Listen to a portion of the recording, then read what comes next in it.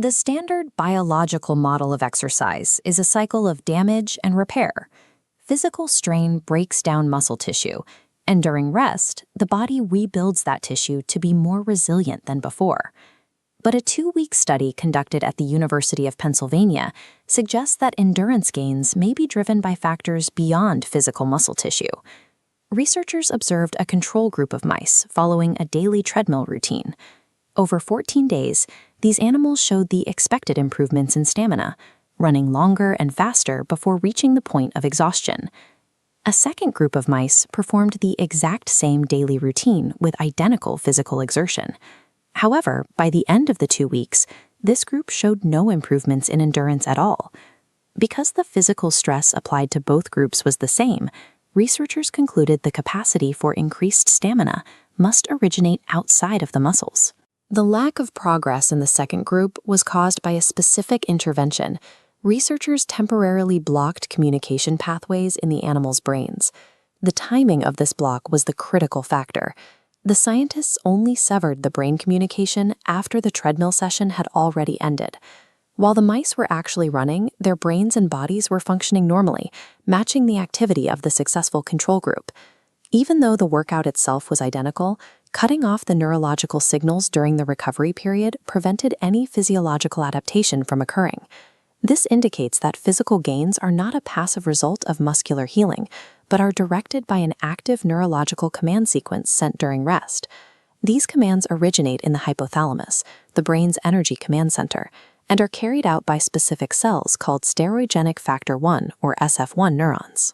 While physical vitals like heart rate drop once a workout ends, these SF1 neurons increase activity, firing more frequently as the body begins to cool down. This neural activity continues at high intensity for at least an hour after the mice stop running. Brain scans showed that repeated daily training actually increases the total number of active SF1 neurons, while also raising their overall firing intensity.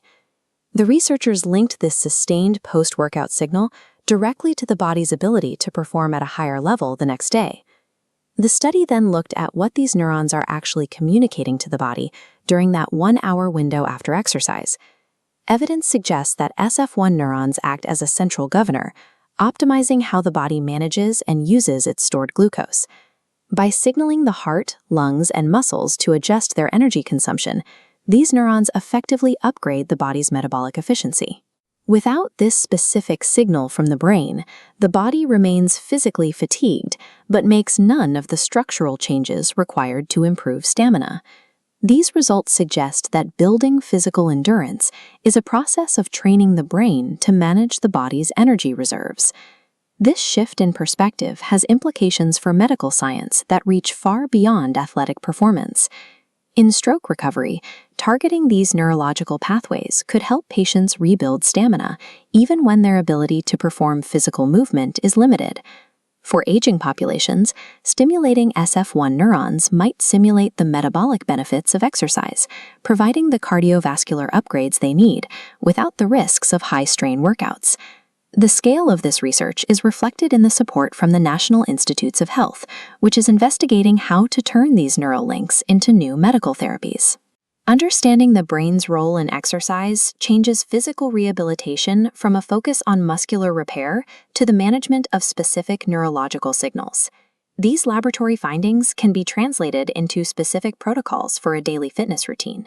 The first protocol is to protect the 1-hour window.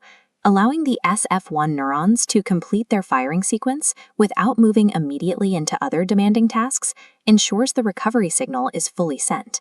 The second is prioritizing nutrition that supports glucose management, directly assisting the brain's efforts to optimize energy storage for the next session. The third is focusing on nervous system decompression. Shifting into a relaxed state after a workout helps ensure that the hypothalamus can prioritize metabolic adjustments during the critical recovery window. The next time you finish a difficult workout, remember that while your body has stopped moving, your brain is just beginning the work of making you stronger. That's all for this explainer. Keep asking questions. And as always, stay curious.